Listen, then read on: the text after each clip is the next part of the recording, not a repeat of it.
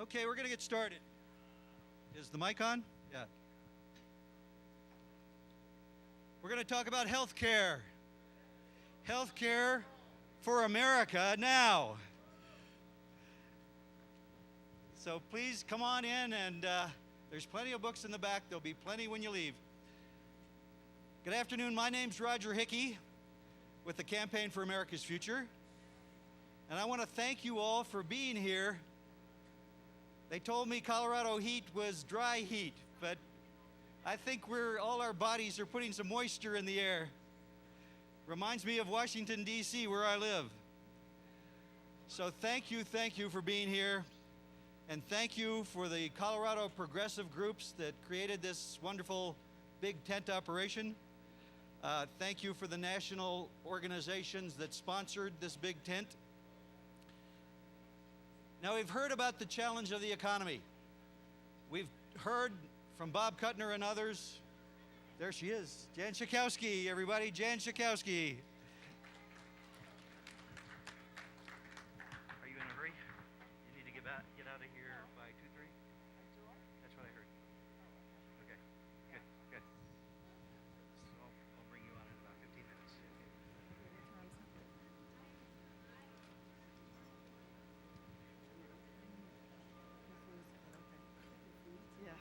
So we've heard about the big challenge of the economy, and our subject now is healthcare. And for most people in America, the two issues are crucially intertwined and interrelated.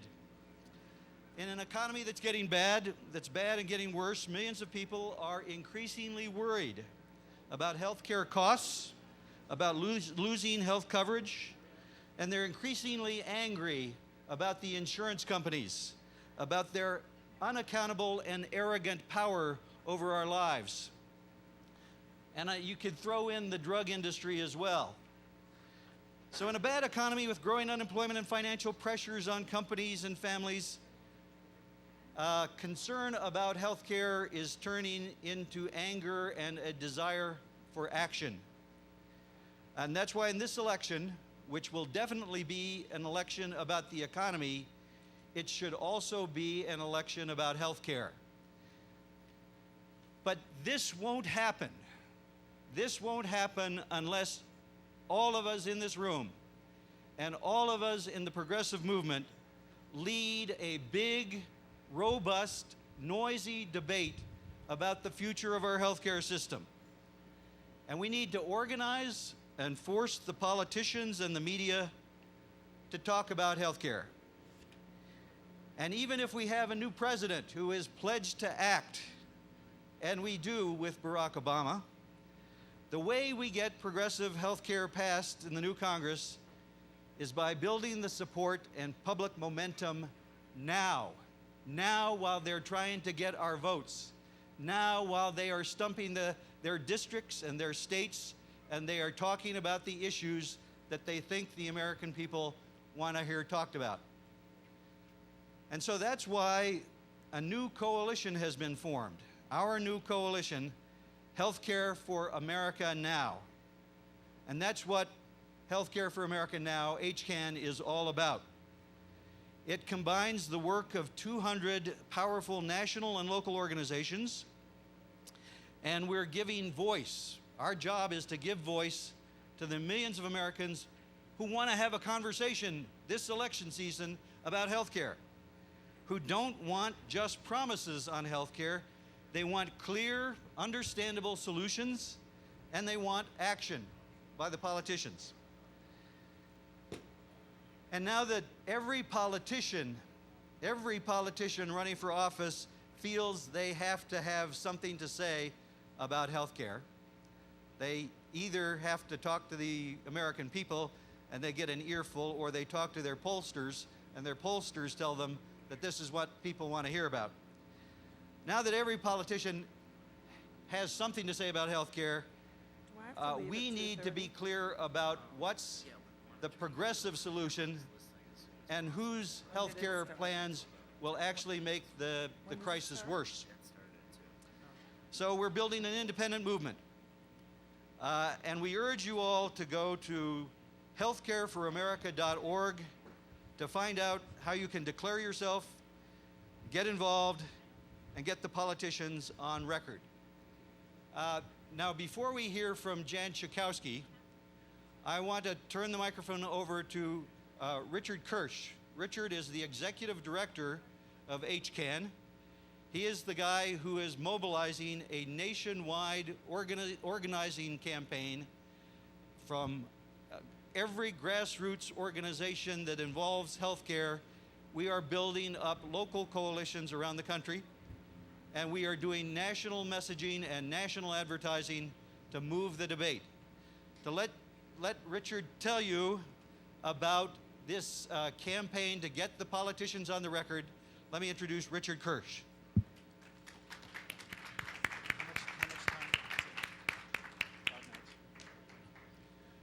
Good afternoon. And now wait a minute now. I know someone's out there. I know it's hot, but let's try that again. Good afternoon. Good afternoon. Oh, good. We got aggressive progressives in the room. I'm glad to see that and hear that. Thank you, Roger. It's great to be here, and I'm great to be on the podium with Jan Schakowsky. Jan is not only the extraordinary Congresswoman from Illinois, but Jan and I were the staff of Illinois Public Action Council together from 1980 to 1982. So we have a great organizer in the House who started out as an organizer of consumers back in the mid-'70s, and an organizer of senior citizens, and an organizer of legislators in Illinois, and now in Congress, and is organizing with us. So I'm going to take a few minutes here to tell you a little bit more about Healthcare for America Now. But the first thing I want you to know is that, we launched back in July 8th, and most organizations launch in Washington, and they launch with a press conference with a lot of impressive people and a national advertising campaign, and we did all that. And we have the biggest unions and the biggest women's groups, the biggest online groups, and the biggest community groups, and many other organizations around the country working with us. But more importantly than that, we launched with press conferences in 52 cities around this country. We are not going to win healthcare inside the Beltway. And in fact, we know what happened in 92, 93, 94. We lost healthcare inside the Beltway. We're going to win healthcare by taking this to America and by creating the demand for Healthcare for America Now. Now, there's a big debate in this country about what kind of healthcare reform we're going to have. And if you see this, do we have which side are you on? Brochures in everybody's hands? We do? Everybody have them? You wave them? Do you have them in your hands? Stuart's got one back there. The whole question is, what's the course? And in this election, there's two pretty separate choices. One is a vision of being on your own with private insurance. And it's pretty clear what that vision includes. It starts by taxing your benefits at work. So if your employer is paying for your health care coverage now, you're going to pay taxes on that. And the reason they want to do that is they want to discourage your employer providing health care coverage, because they want you to go on your own to the private insurance market and buy coverage. And they say, we'll give you a hand for that. We'll give you a tax credit. A tax credit, say, your family of $5,000. But anybody know what a family insurance policy costs for most people in the country? $12,000, more than that? Yep, that's an average cost. 15, I got numbers go out, depending on a good union plan, could be $20,000 a year. And yet, so how's $5,000 going to do? The other $7,000 or $15,000, you're on your own. And then when you're out in the market with that private insurance plan they want you to get, is it going to be regulated? No, it's not. Is it going to say the insurance company you have to cover pre-existing conditions? You can't raise your rates if someone gets sick. Can't raise your rates if someone gets old. You can't charge more because you're a woman. They charge more if you're a woman because you can get pregnant, so therefore you're more expensive to insure, so we got to charge you more. We're going to tell the insurance companies that you can't do that? Not under their plan. In fact, they're going to make it harder for states to regulate insurance. And are they going to give you a choice of a public plan, so your only choice is in private insurance? No. So that's one choice for America. And that's the John McCain choice. That's the choice that conservatives are making for America. There's another choice, and the choice is quality, affordable health care for all. And what we're doing is organizing the country to stand up for quality, affordable health care for all. And under our plan, it's really clear what you get. First of all, you get the guarantee of coverage. Second of all, it's coverage that's comprehensive, that meets your needs from preventive care to chronic care. Third of all, It's affordable based on what you earn. And it's not only affordable to families, it's affordable to employers and small business people and ranchers and farmers across America because it's what they earn. And would also want to be sure that provides equities to deal with the huge inequities that's now for people in communities of color in health care. And to do these things, to be sure we have guaranteed affordable health care, what are we going to need to do? Well, one is we need to regulate the private insurance companies so they can't not cover you because you have pre-existing conditions. They can't raise your rates when you get sick or you get old.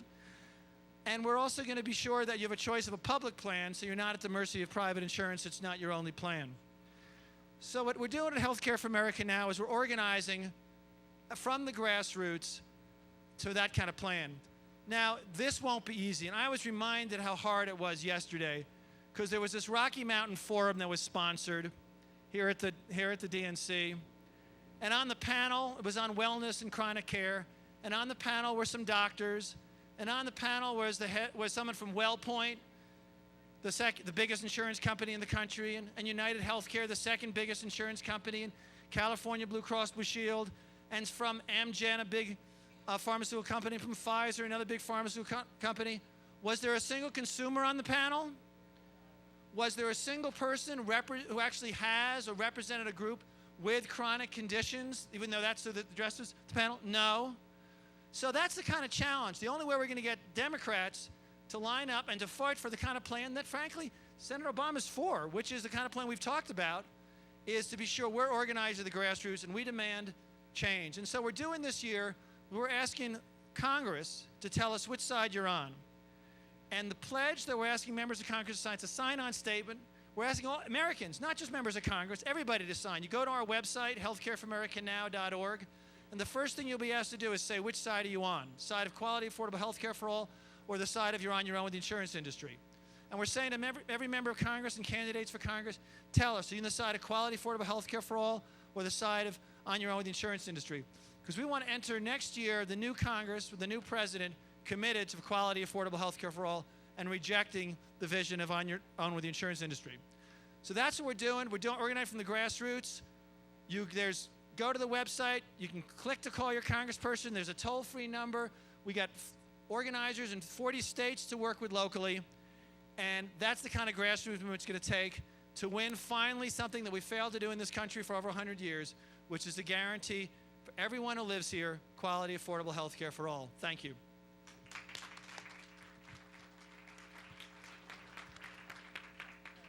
So before our member of Congress, our leader here, leaves the room, she is going to sign this Healthcare for America Now pledge.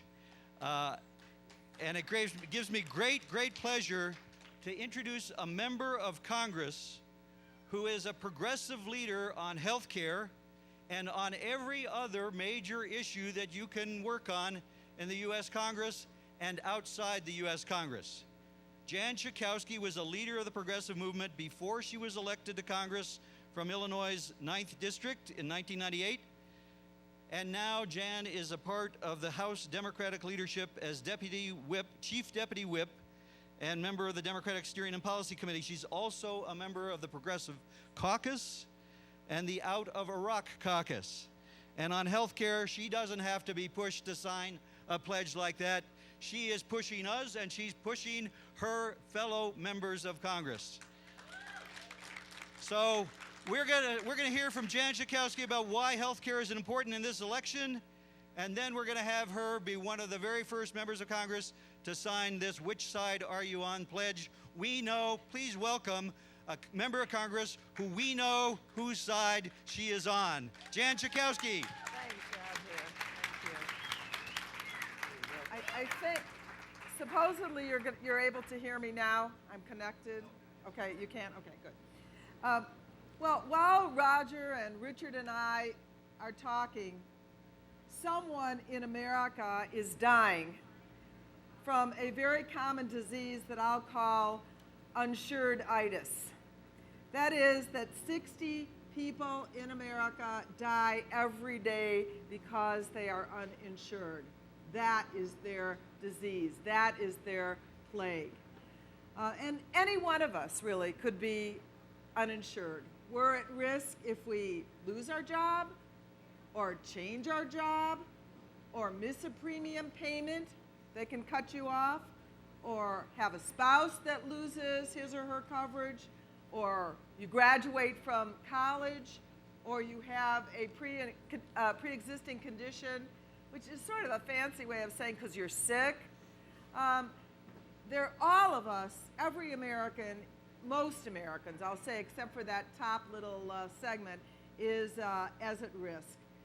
But we know that being uninsured isn't the only problem. Across America, families are worrying about how they're going to pay for health care, and so are small businesses and large corporations and farmers and local governments. Everybody who's trying to provide coverage for their employers are worried. You know, we had a kind of an earthquake election in Illinois for Congress in 2000, a special election. And that was when a man named Bill Foster took the place of Dennis Hastert, who retired, 20 years in what was considered the reddest of red districts. What was going on? Well, I was not surprised, as many people were, because I had gone door to door in that district talking to people, and behind those doors were a lot of fearful Americans. And the problem I heard most about was fear of not being able to either continue or to get health care coverage. This really is a plague in our country. And it was documented last week. The Commonwealth Fund documented the financial burden of high health care costs. Here's what they found. Last year, 41% of working Americans, 72 million of us, had medical debt or serious problems paying their bills, and the majority of them were insured. 28 million used up all their savings. 21 million incurred large credit card debt. Another 21 million were unable to pay for basic necessities in life because of their health care costs. And of course, in countries that guarantee health care, which is every other industrialized nation in the world, and even some other developing nations, getting sick doesn't mean that you have to go bankrupt or die or all the other problems that we've been talking about. So we alone, in the industrialized world, do not guarantee health care as a right. And as a consequence, 22,000 men, women, and children die each year. You know, we heard probably the most eloquent arguments for universal health care for all last night from Ted Kennedy, who has made it his lifelong mission to make sure that the United States joins the rest of the world and lifts that burden of worry from all Americans. And I would hope that all of us would pledge, if not for your own sake or your family or your children, that we try and do that for Ted Kennedy while he's still with us fighting for universal health care. So while everyone's talking about it, every candidate for every office is talking about universal health care, there are two dramatic paths.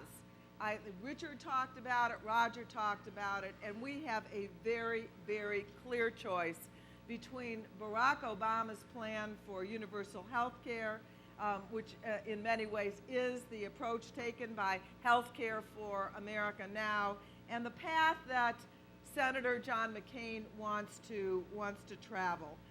You know, one of my colleagues said, one of the reasons we don't have guaranteed health care for everyone is because no politician feels that he has ever or she has ever lost an election for being opposed to it. Well, we need to end that right now. We have to make sure that John McCain, whose health care plan, like all his other plans, is a disaster for America, loses this election, and health care can be the key. So, again, I just want to give you a couple of examples, too, of why John McCain's health care plan is such a disaster. If you're one of, this is so important that it really bears repeating over and over again. If you're one of the 160 million Americans who get employment-based health care, you should be afraid. John McCain wants to discourage your employer from paying benefits by treating health insurance benefits as taxable income. So if you thought it couldn't get worse, it can get worse. Instead of getting on-the-job coverage, he wants you, as Richard talked about, get a tax voucher worth about $2,500 a person, $5,000 a family, and say, good luck. Go out there and try to buy yourself a policy on the individual insurance market. But the average cost of an individual policy is $5,000. That's pretty cheap, actually. And family coverage is over $12,000 a year, and for many of us, the costs are much higher. So 160 million people could lose what they have now and get a tax voucher that won't even buy 6 months worth of coverage. If you have a pre-existing condition, everything from cancer to being overweight, McCain would send you into a private insurance market where underwriting can be used to charge you a higher premium and limit your benefits.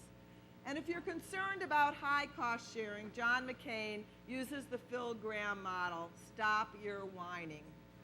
Not only doesn't he do anything to limit costs, he would actually change the tax code to encourage you to buy a high deductible plan. Then if you get sick or injured and don't have several $1,000s lying around to pay that deductible, your insurance policy is absolutely worthless. It absolutely never kicks in. And if you live in a state that has acted to protect you by providing mental health parity or access to OB gynecologists and diabetes, John McCain's plan puts you at risk. You should be afraid. For the first time, he would let out-of-state insurers sell plans that don't meet state consumer protection requirements. John McCain's plan doesn't guarantee coverage. His plan doesn't restrict premiums or out-of-pocket costs. It doesn't set a minimum standard of benefits. It does make you pay more, get less. And if you like the way things are going in healthcare, trust private insurance companies, then you will love the John McCain plan. But if not, Barack Obama and we have a different plan. Now aside from the specifics of the plan, I want to tell you why I feel confident that we can move this agenda. And that's because what Barack Obama brings to this battle is his organizer mentality and experience. He understands very clearly that, because we've tried it before, that we cannot take on the pharmaceutical companies or the insurance companies, the HMOs, unless he has a movement of people behind him as President of the United States. You are the vanguard of that movement. We need to be organizing everybody. You know what happened in '93 was, and Hillary Clinton made a heroic effort to try and do it, but it was done behind closed doors, and when those doors opened, in rushed all those private special interests, and the American people had not yet been mobilized to be behind our plan. So when the Harry and Louise commercials came on television, people got afraid. So we're going to have to be the base of support for making this happen. It is impossible, absolutely impossible without us. So you know you've seen the specifics of the plan. I think all of you are, if you don't have it by now, will have the card that goes through all of the details that lead us to, that provide us with a universal health care plan and outline. And we have, my friends, well, here's the good news. 147 days from now, George W. Bush will not be the president. We only have 69 days to make that come true. And I really do believe, as someone whose priority is getting health care for all Americans, if when I die on my tombstone or my urn, whatever they decide to do with me, it says she helped get health care for all Americans, I will have died a happy woman. But we don't have to worry about that right now. All we have to worry about are the next 69 days to make this the banner issue, the turnkey issue, to bring Barack Obama, who will be our partner, to get universal health care for all Americans. Let's go do it. Thank you.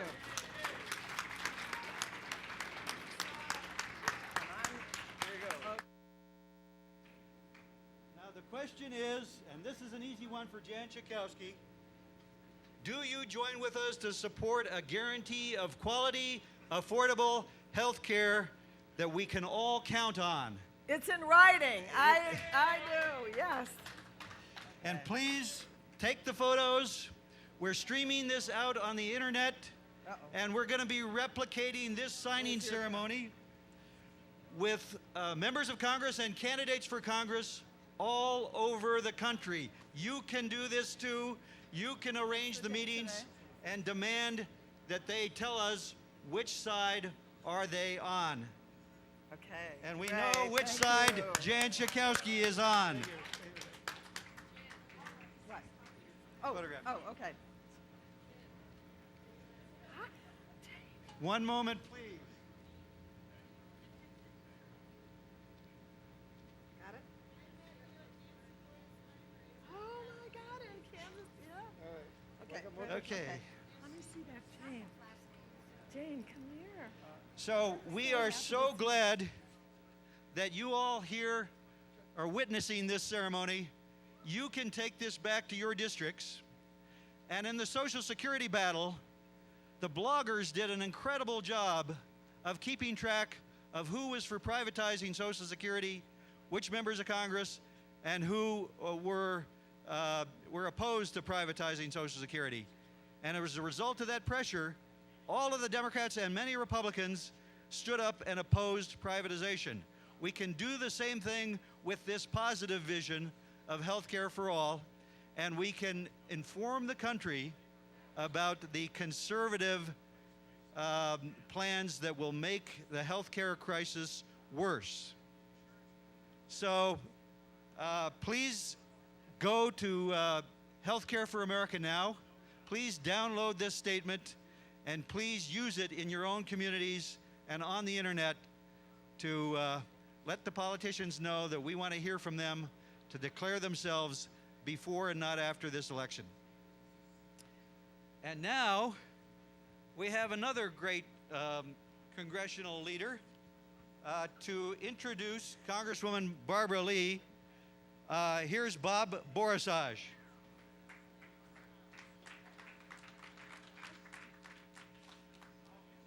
Barbara Lee is coming on stage.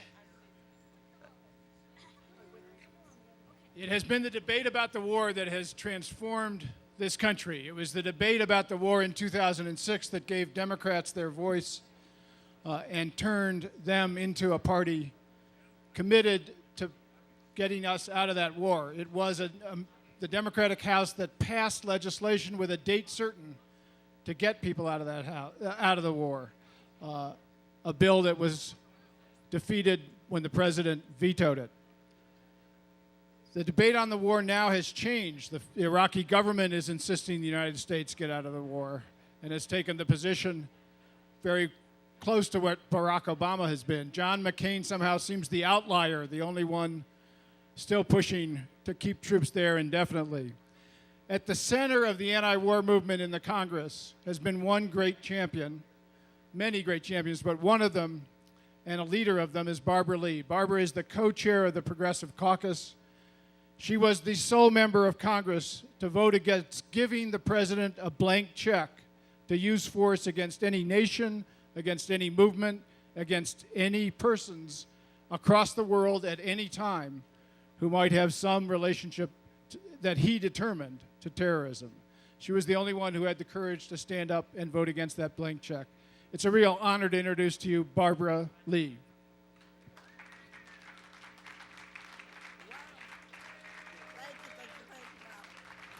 You want to stand up? Well, good afternoon, and let me just thank you so much for being here and for sending the message once again to our Democratic Party that it is, and we do intend for it to have a big tent, even larger this time than ever before. So thank you, Bob, very much for your leadership. And I have to say thank you to MoveOn.org, to Eli, who will join us in a minute, and to Katrina for the edition of The Nation and their essay on what actually progressives in the Obama movement or in the Obama moment should really embrace and look toward. I hope you all have a chance to read that, because I think it's very instructive and very pointed and gives us really our marching orders. I talked to Bob earlier, and we were talking about what the role of progressives should be as we lead up to this election and beyond. First, let me say, I have been, and I was the first member of the California delegation to endorse Senator Obama for president. The very first one, early on. And I'm very proud of that, because I know Senator Obama. I campaigned for him, helped him when he ran for the Senate. And I am convinced, first of all, that he will end this occupation of Iraq and bring our young men and women home. I'm convinced of that. I'm convinced of that. The Progressive Caucus, over the last several years, we've been fighting very hard.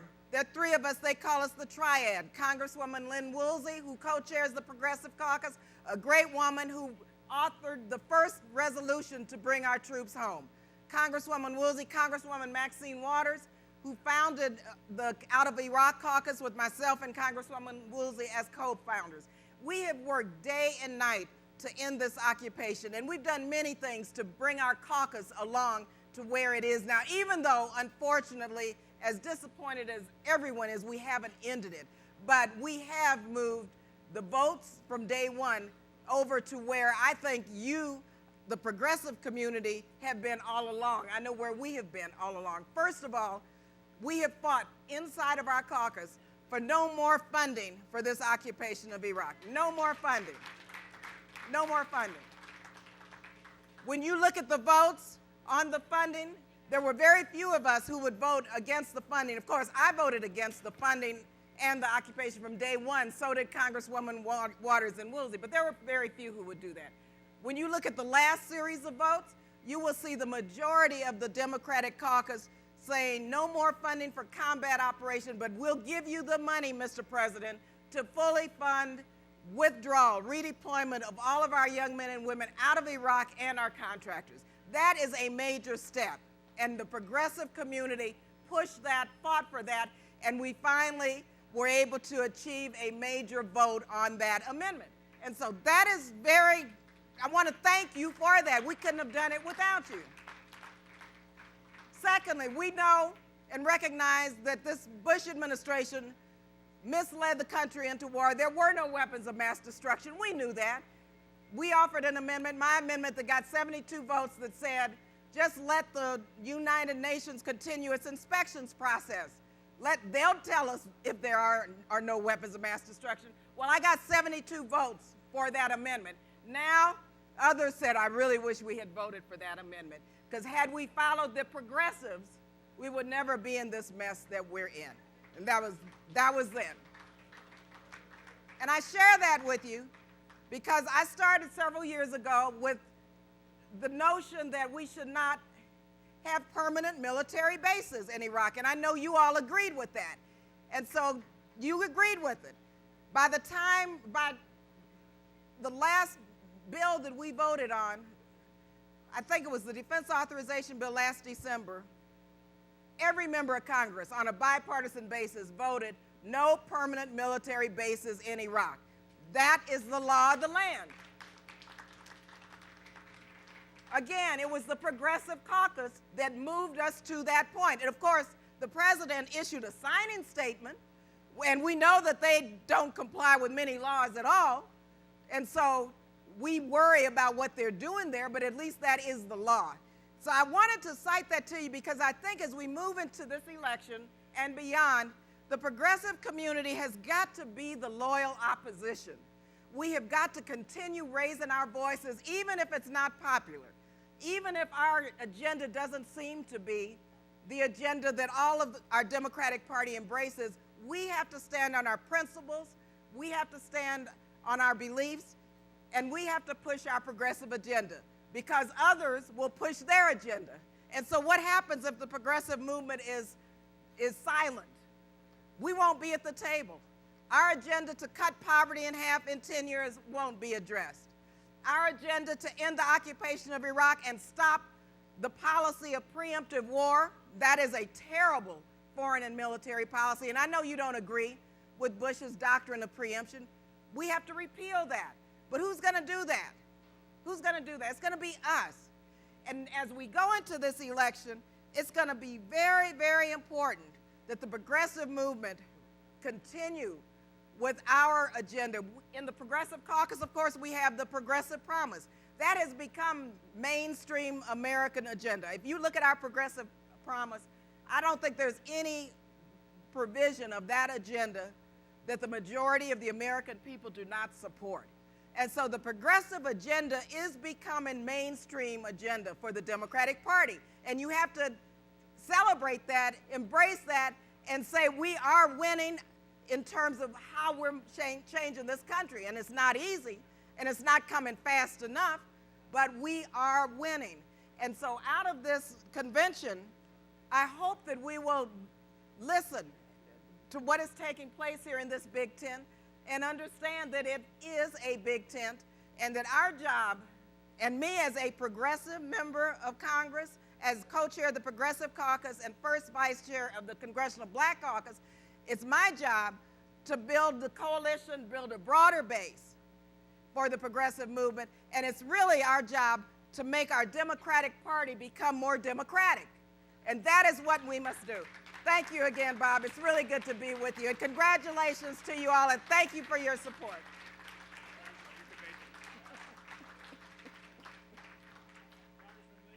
Lee is also faced with this problem of getting to the Pepsi Center. She's rushing off to make a memorial service they're doing on the podium for Stephanie Tubbs Jones. So she is going to disappear as quickly as she can to try to get there in time, and delayed her departure in order to be able to talk with you. At the center of the anti-war movement, of course, has been independent activity, not leadership from the Congress. It has been citizens that have really called the country to account. And the leading organization in doing that has been MoveOn.org, one of the extraordinary inventions of the last years. So it's a delight to introduce to you Eli Pariser, the executive director of MoveOn.org. Eli.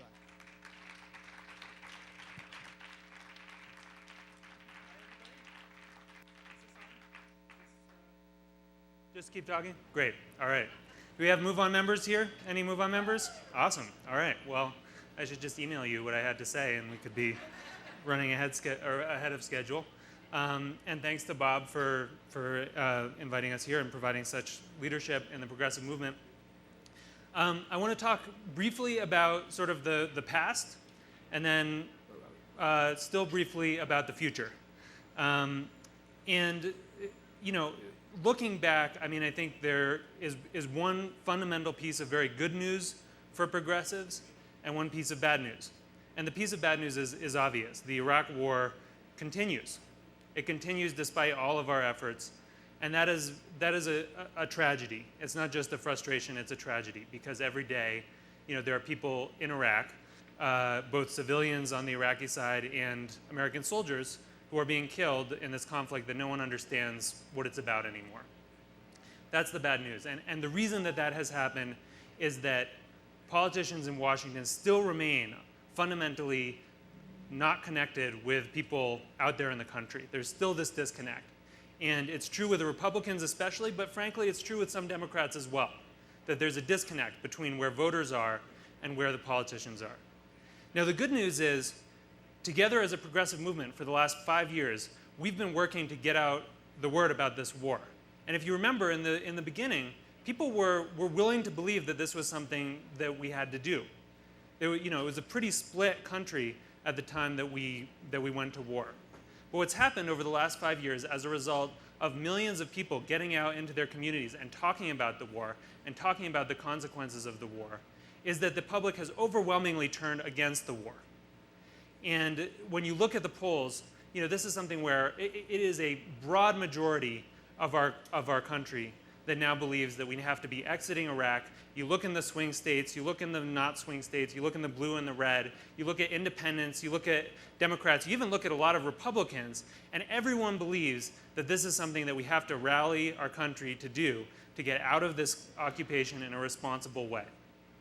And so that's, I think, where we are right now. We're in this position where, on the one hand, we've achieved part of our goal. We've got the country believing that this is the wrong place to be. And at the same time, we have Washington still in a bubble. And so I think what the next 2 months are about is about bursting that bubble. It's about injecting real energy, our energy, into that bubble in Washington and making sure that they hear us. Because, despite our best efforts, it's clear that not enough of them hear us yet. And so in November, part of what we have to do is make sure that they hear us loud and clear. So, that's sort of the past. And I think, going forward, clearly we need to put more pressure on the Republicans from a political standpoint. We also need to build pressure for Democrats. And I totally agree with what Congresswoman Lee said, that unless there is a strong progressive caucus and unless there is pressure in Democratic districts for Democrats to stand up and do what we need to do, ultimately we're going to end up outmaneuvered by the Rovian right. I mean, they are very good at being on message, at building a consensus, and about ramming it through. And unless we are able to build a similar strength that extends all the way from out in the country, from Denver and from Seattle, all the way into Washington, D.C., this just isn't going to happen. So that's part of the big project. But thank you. But I think the big opportunity here is bigger than the Iraq War. And as progressives, we need to start thinking bigger than the Iraq War. We need to think about the opportunity that we have in the context of this war and in the context of the overwhelming public, the overwhelming public discouragement and disgust with the war that we're in and the way that it's been prosecuted by the Bush administration. This is an opportunity to reframe what American foreign policy is about. The Iraq War should go down in history as an example of what happens when our country drifts off course from its democratic ideals, from its internationalist posture. And I think that's the project as much as anything that we have right now. Now, I'm sure many of you have heard about the Iraqis are now demanding a timeline. Contra Senator McCain. They're demanding a timeline, and they're saying, look, you've been in our country for 5 years now. Please, at your earliest opportunity, get out. And even if you don't trust some of the Iraqi leaders, and I think some of these people are very close to the Bush administration, it's important to understand why that's happening. And the reason that it's happening is just like in the United States. In Iraq, citizens are saying, okay, this is enough. And there's a political system that has to respond to those people. So even if the prime minister and the president are mouthing these words, as John McCain likes to say, oh, they're just saying this because of political pressure, that's the point, right? That's what, that's important. And it leads to, I think, one of the main tasks, and I'm just going to talk about 3 main tasks that I think we have ahead of us in this goal. One of those tasks is just making sure that as the Iraq War winds down, we continue to tell the story of what this war means, of how we got into it, and of how we ended it. And this is important because let's remember that the Republicans have a story that they're trying to tell. They're trying to tell it every day. And the story goes, we went into Iraq, it was kind of messed up at first, ultimately for good reasons, but just kind of a little messed up. And then we had this surge, and all of a sudden everything worked out, and we're good. We saved Iraq. And the problem with that is it ultimately casts what was wrong with Iraq as a kind of technocratic mistake. It was like we just weren't, we didn't kind of get the details enough. It was sort of a details problem. And I think if we let that narrative lie, we're not anywhere further than we were in 2002 when the war began. We really aren't. If the public comes to believe that this was just a result of kind of bad management, missing a few bullet points on a memorandum somewhere, then we can go right back into another war because our leaders will convince us, well, this time we have real professionals in place and they're actually going to do it. And I think the narrative that we need to tell, because it's true, is that this is ultimately, we went into Iraq. It is impossible to occupy a country like Iraq with a foreign force and not have the kind of civil chaos and civil war that has emerged. That is not possible. And what has happened in the end is that the Iraqi people have gotten together and pressured their politicians, and their politicians eventually, because of pressure from the Iraqis and because of pressure domestically from people in the United States, that has all led to the United States moving out of Iraq. That's the story that we want to tell. And so I think, I've talked to some people who work on this issue who say, okay, well, the Iraqis are demanding a timetable. It's kind of like game over, we're done. But I think this is actually a really important thing that we continue to explain what this war was about, why it was fundamentally problematic, not just problematic on the details, but fundamentally problematic, and how it's going to end and why it's ending. So that's one thing that I think we have to do. I think the second thing that we have to do is we have to work like heck to get Obama elected. And I say that as a progressive who agrees with Obama a lot of the time and also, sometimes has disagreements with him.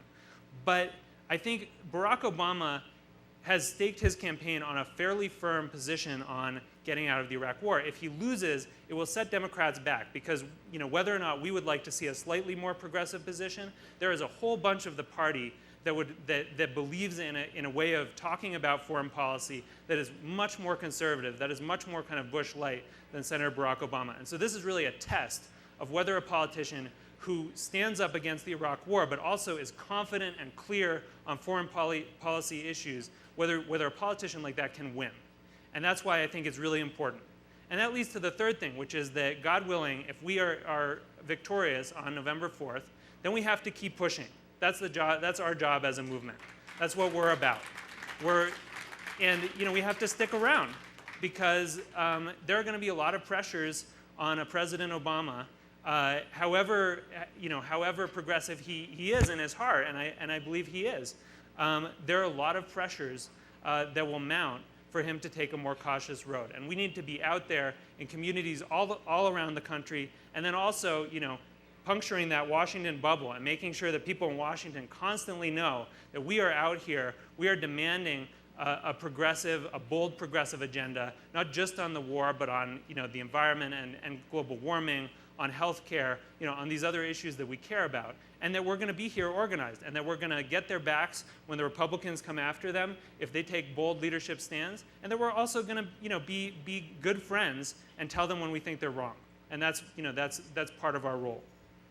And so, I think we've got a lot of work ahead of us, and I think we've come a long way in terms of bringing the American public around on the Iraq War, and I think now's the time where we have to seal the deal. We have to seal the deal on this war, and we have to make sure that never again can a president mislead or lie a country into war, that never happens again, and that, more importantly, that it's not just a one-time kind of blunder, that it actually pivots us onto a new path in foreign policy where we work with the international community to address threats to our common security, where we build on a premise that countries that are poor, that are in poverty, are a problem for our security, and that we need to do something to address that. That we have an opportunity to take things 180 degrees from the kind of neoconservative direction, and that starts now, and it starts with the next two months. Is it 2 months?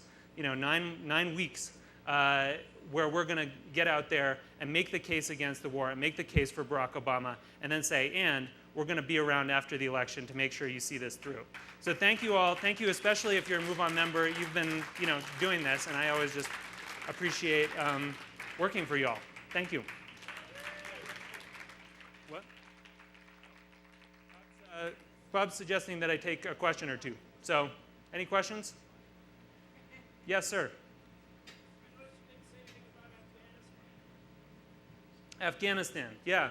It's an interesting question. We've just started, Move On, we approach this from kind of a member service perspective. So we work on issues where we see a broad member mandate to get involved. And in Afghanistan right now, I think things are mixed. There are some members who clearly believe, this is a problematic, an escalation in Afghanistan is the wrong direction. There are other people who, who share the perspective that, ultimately we can't just let Afghanistan be the reign of the Taliban. And so, it's something that I think there's a conversation in the progressive community right now. We're going to help facilitate it and try to see, try to keep building to understand where our members are at. Yeah.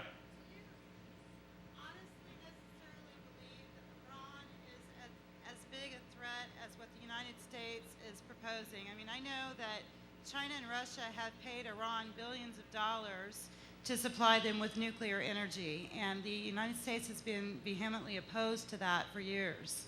And I know that we are working through Pakistan to Delhi, India, to try to get these gas lines. Mm-hmm. And I'm wondering how this is all going to fit together with a new leader in Pakistan. Yeah, that's a good question and a little above my pay grade, but I'll try to answer as best I can. I think and I try to speak for Move On members as opposed to just my own personal views, because I feel like I'm kind of a representative of what Move On members think. I think most of our membership is concerned about the threat of a nuclear Iran. They believe that's a real problem, and at the same time, I think a lot of our members think that the way that President Bush has approached this at every instance has inflamed the possibility of a conflict with Iran. That is begging to get in a conflict for Iran. And in fact, if you were trying to provoke border skirmishes, if you were trying to create an incident where you then went to the country and said, look, Iran attacked us, you couldn't be doing much more dicey kind of maneuvers than the Bush administration has been doing. So, I think that there's clearly something to watch for there very, very carefully. There's clearly something concerning there. And, we've got to keep a close eye on it. I mean, I think, and we've done a number of things over the last year to highlight all of the generals, all of the foreign policy experts who say, look, this is just not the way to deal with Iran. This is, the Bush policy, which is also sort of actually a toned down version of the McCain policy, is very problematic, and it's going to lead us into a conflict, with Iran.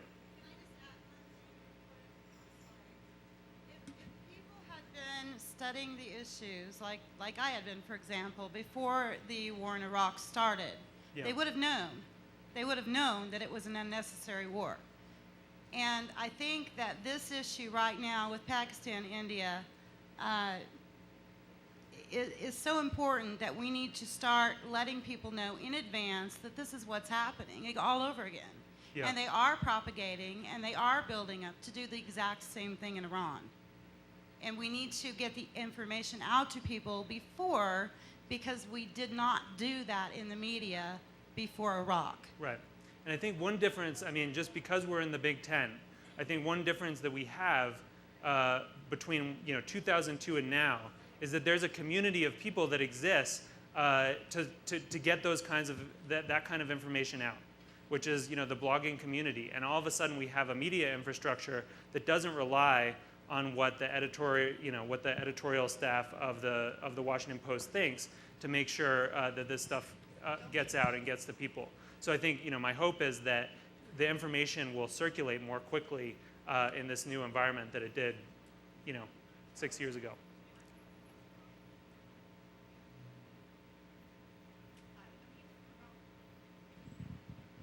I'm here to promote the visionary concept of Rabbi Lerner and the NSP Global Marshall Plan. And I'm wondering, how feasible is it for those 14 bases, supposedly bases in Iraq, to be used as administrative sites for the Global Marshall Plan? I don't know. But I think, and I'm a great admirer of Rabbi Lerner's, and I think part of what we have to do as if you look at the way that the United States has been engaging in the world, it's been sort of an exclusive focus on our military apparatus and not at all on the ways that we can use the resources at our disposal to actually, take a more Marshall Plan-like approach to diplomacy and to dealing with other countries. And I think if we want to go from being a nation that many countries believe that has good people in it but bad leadership, and that they really don't like, to a country that once again is a leader in the world, we're going to have to do stuff like that. Yeah, hi.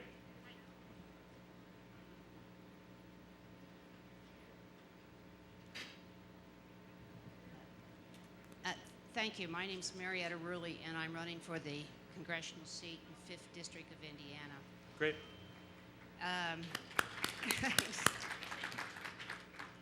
Against Dan Burton. I'm supposed to add that. With Russia's invasion of Georgia, the problems in Pakistan and in Iran and in Iraq and Afghanistan, it seems to me that that whole area is nothing more than a tinderbox. And I don't think that we can overlook India and the Kashmir conflict and China. Yeah. And how should we, as Democrats and future members of Congress, deal with this issue? I mean, it's a big question, and I don't think that there's one solution. I think it starts, I mean, you know, I'm very focused on this next 2 months because I think if we elect a President McCain, I think everybody knows this, but it's just worth repeating one more time. President McCain is to the right of President Bush. He is to the right of President Bush. He has more neoconservatives around him than President Bush. Some of President Bush's staff actually look sensible compared to the people around President McCain. This is a real problem. And in fact, you know, I think it's an enormous problem if we want to have a sensible U.S. policy and if we don't want to end up in, as McCain said, more wars. So I think, you know, I'm very focused on that short-term piece because if we elect Senator Obama, you know, it's not that all of these problems will just go away, but we need a leader who's at least willing to understand the world as a complex place and to consider other options besides, besides waging wars against countries that make us mad. So I'll take one more question and then it's been great to talk. I really thank Move On for being where you are. In many ways, I view Move On and the internet has saved us from conditions being much worse. Thank you. I would like to ask, what can Move On do to bring to the American public's mind the need to really have serious media reform? Media reform. So the question was, what does Move On do to facilitate serious media reform? So this has actually been a big issue for us, sort of to my surprise. It's one of those things that really came from our members more than it came from anyone on the staff. And it started in 2002 after the Iraq War. People were just in a state of shock. How could the media have possibly ignored all of the warning signs about the intelligence that led us to the war? And so we started hearing buzz about media consolidation and the FCC. And we really thought, okay, but this is kind of a pretty complicated issue. Are people really going to be able to rally about it in a public way? But we put it out there, and all of a sudden there were 300,000 people who were writing the FCC, to say, we have enough problems with a media that has 5 or 8 big conglomerates. We really don't want a media with 3, 2, or 1. And that campaign, has gone on for the last 5 years, but it's broadened into, making sure that people understand that Fox News is a right-wing outlet. We've been very involved in that fight, and I think we are gaining ground. And then also net neutrality, because I think, what we're seeing is increasingly where media happens is on the internet, and it is fundamentally essential to having a strong democracy to make sure that big gatekeepers like AT&T can't decide at the flick of a switch to turn some websites on or off, to make some faster or slower. That is a very, very dangerous thing for democracy, and I think that's why so many Move On members have gotten involved in the fight for net neutrality. And if you're ever feeling down about the progressive movement, I think the fight for net neutrality is one of those things that you can look at and be very happy about, because the big companies actually waged a $100 million campaign, $100 million, to push this through so that they would actually have that power to flip off, flip on, slow down, speed up certain websites. They spent $100 million, and because people actually spoke up, and it took people in Washington by such surprise that people actually cared about these kind of issues, all of a sudden that campaign collapsed. And so where we find ourselves today is that we've actually, we're halfway there. We've won the first fight in that battle. They did not get to enshrine that principle, And now we have to make sure that there's a Congress that actually says explicitly, you know, information on the internet is protected speech. You can't mess around with it. You can't, you know, prioritize one site over another. And that's part of the fight that's ahead. So that's what we've been doing on media reform. It's actually been kind of, you know, one of our, I would say, you know, one of our top 4 or 5 issues that we've been working on. And I think it continues to be important. And at the same time, as I said, at the big tent, you can't help but recognize that we've also, and this is not move on, but this is the progressive community has built an alternative to the kind of corporate media structure. We've built a way of getting around the New York Times, you know, editorial board or the editor, you know, when there are problems, and going directly to people. And I think that's something that's going to be very positive as we move into a new era, hopefully, fingers crossed, of progressive governance. So thank you so much. It's been great to talk, and thanks especially to the Move On members. Thanks. So we're going to take a 5-minute break before we convene our last panel, which will feature Representative Donna Edwards, Ariana Huffington, David Bonnier on the politics of progressive movement in the Obama moment. 5-minute break, get some air, stretch.